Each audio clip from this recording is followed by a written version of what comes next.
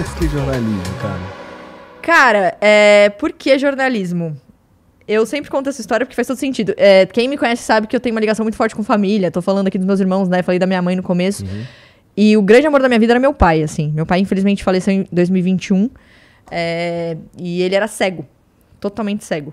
Ele tinha uma doença que... Ficou ao longo da vida? Ficou ao longo da vida. Tá. Chama retinose pigmentar. E é uma doença na retina que pode ou não progredir. Então, quando eu nasci, meu pai enxergava ainda. E essa doença, ela faz você perder a visão panorâmica, assim. Então, chega um momento que você não tem mais nada aqui, assim.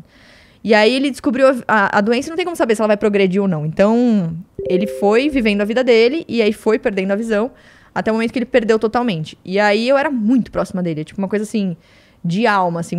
Quase não é pai e filha, mas é amizade, assim. Uma coisa muito parceira, assim. E aí, quando meu pai perdeu a visão, a gente também teve que reaprender a se relacionar com ele, a entender o que ele estava passando, a família inteira. E aí Isso aconteceu, ele tava coroa? Ele tinha quantos anos? Ele começou a perder mesmo, assim, eu acho que eu tinha ali uns 10 anos, mais ou menos. Então, ele tinha uns 45, mais ou menos. Tá. E aí, então, eu cresci vendo esse processo acontecer. E também cresci meio que sendo o olho dele, ele falava. Então, por exemplo, se a gente estava assistindo a um jogo, eu contava pra ele o lance. Sei lá, pai, o cara veio por trás e fez isso. Ou a gente estava assistindo a um filme, a gente ficava ouvindo, aí ele falava, como é a pessoa? Então, eu meio que descrevia tudo pra ele, assim. Então, me pareceu tão natural seguir por um caminho que fosse contar história, sabe? Então, um caminho que... Eu sempre gostei de escrever também, eu escrevia carta pra todo mundo, eu tinha papel de carta, eu adorava redação na escola. Então... Eu sempre fui mais por esse lado, sabe? De contar história, de escrever. Eu adoro fazer isso. E aí, foi isso. Foi natural. Aí eu falei, quer saber? Aí eu quis ser jornalista esportiva no começo, porque era a minha relação com meu pai, né? Meu pai é corintiano, doente, assim. Então... E você deve ser corintiana também? Também. Depois que ele morreu, eu confesso que eu parei, assim, um pouco, porque era com ele, né? Então, assim, hoje, se você me perguntar quem joga no Corinthians, eu já nem sei mais, porque me machuca um pouco, Entendi. assim. Mas no começo eu queria ser jornalista esportiva. A ideia era trabalhar ali, tipo, porque eu sabia que isso ia ser legal pra gente. Sei lá, era uma coisa que eu queria fazer por ele, de certa maneira. Mas nem sempre a gente consegue o que a gente quer logo de cara, né? Então a vida me levou pra outro caminho. Fui fazendo outras coisas e tal. Fui trabalhar no esporte 10 anos depois de que eu comecei. E aí já nem queria mais, já não era mais o que eu queria. Mas é isso, aí fui pro jornalismo e foi por causa dessa minha relação com meu pai, assim. Onde que tu teve experiência no esporte? No Globo Esporte, na Globo. Eu fiquei 8 meses no esporte. Quando eu saí do G1 Minuto, eu fiquei 8 meses. Só que eu fiquei pouquíssimo, assim, Eu cheguei 2 meses antes da Copa e... Obviamente, eu não ia chegar aí pra Copa, porque eu realmente não tinha experiência nenhuma na área, né? Eu tava fazendo política e economia do nada, eu vou... Sei lá, não sei a escalação de ninguém, gente, desculpa. Preciso chegar, né? E aí... Só que aí eu vi que não era o que eu queria, assim, sabe? Porque naquele momento da minha vida, trabalhar com esporte, meu pai já mais velhinho... Foi em 2018, isso... 2018.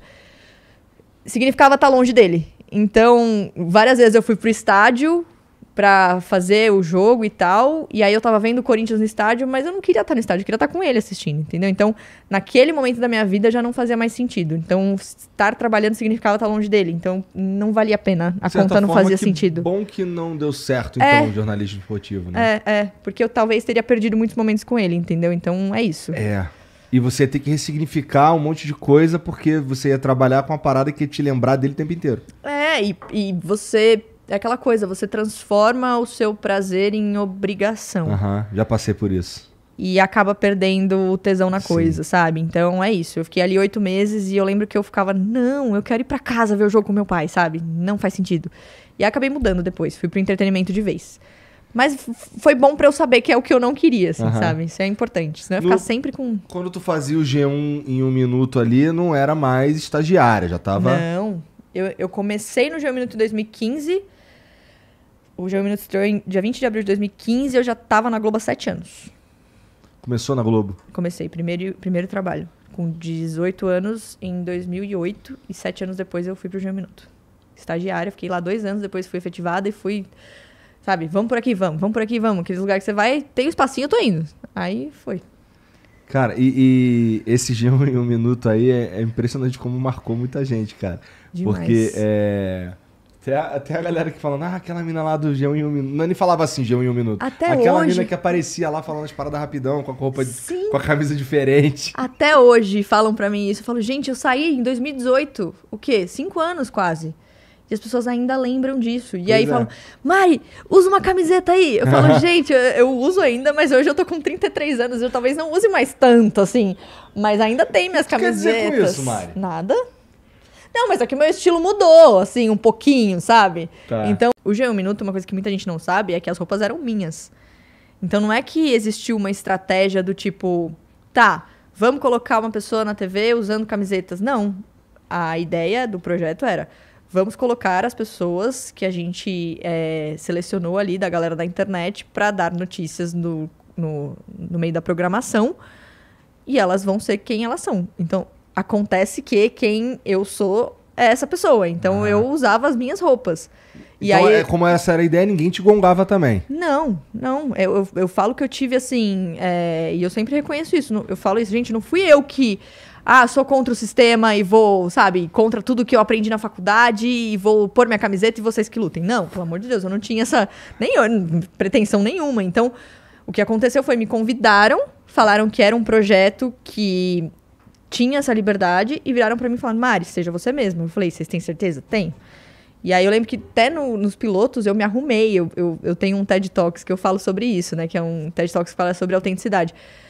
Quando me chamaram pra fazer o piloto do G1 Minuto, eu coloquei a roupa séria. Eu fui de salto, eu fui de camisa. Porque eu achei que era isso que eles esperavam de mim.